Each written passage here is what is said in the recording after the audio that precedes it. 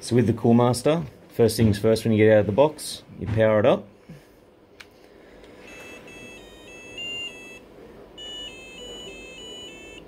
Now you'll notice in the top left hand corner here, on our one it says DK, that's representing Dakin.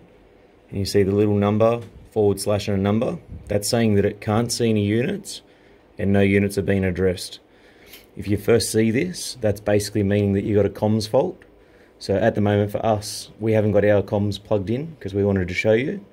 But we have in actual fact already addressed our units. So what I'll do, we'll plug into line 1 here, which is the Dakin line, DK. So we'll plug our F1, F2 comms cable into line 1. Condenser, yep. Yep, in this case from the condenser. Now you'll notice up here, it'll have a think. We've got 19 fan coils on this job. So as it thinks, you'll see it's found 8.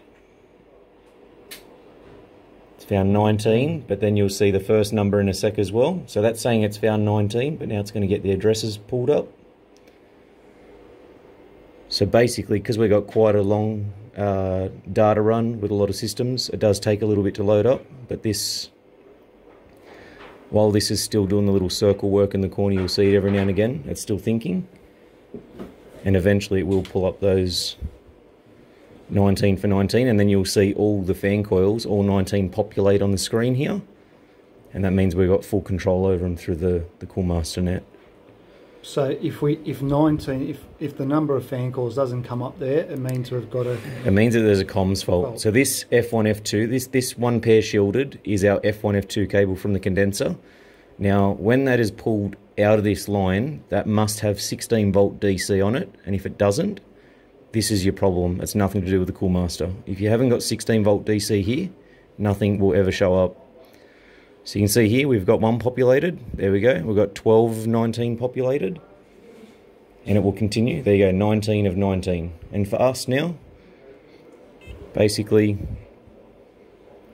I'll give it a sec, it's still thinking. We can basically scroll up and down through any one of the 19 that have been addressed.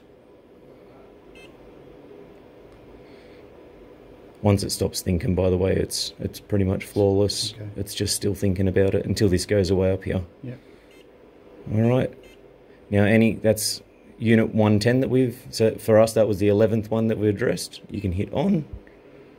You got your temperature up and down. We're on cooling. You can hit the cool. You can change to heat. Excellent. Basically, go back out to your standard screen. Your fan speeds. Now if this machine in particular was to go out on fault, this one will show the error code on the screen for this particular fan coil. Like I said, you can go back to standard screen. Now you got all off here, you can go all on. Every single fan coil will turn on. Alright, so you've got individual control over all 19 fan coils from here. And of course you could run it through the Cool Remote app, which basically just requires an Ethernet connection here, and download the Cool Remote app, give it an address, email address and a password, and you can basically have full control over all 19 fan coils via any smart device. Where in this case here, what we're connecting to? To Control 4. We're going to use Control 4. So RS232, yep. The automation guy is going to connect it into his rack, and basically our part's done, so the minute it is connected in, he'll have full control over our AC via this HVAC bridge. Great, thank you.